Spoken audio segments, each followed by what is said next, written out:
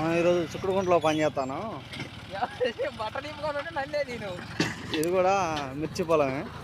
పాపం రైతు మిర్చి వేసిండు, మంచిగా లేదని మనమే రోటర్ వేసిన మూటు మీద మళ్ళీ నువ్వు వేసిండు. నూలు ఎకరానికి 2 క్వింటాలు చొప్పున అయినాయి, మంచిగా అయినాయి. ఇక దాన్ని మనం తట్టుకోలేమనేసి వరి మాగాన్ని కట్టేస్తాం.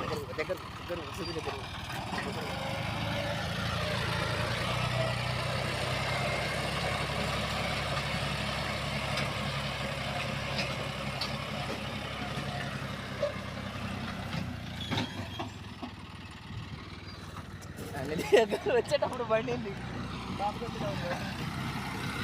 ఈ సంవత్సరం ఇంకా నిరుడేమో మొత్తం చిన్న బండితో మట్టి తోలినాం, మిర్చి చేనులు చేసినాం.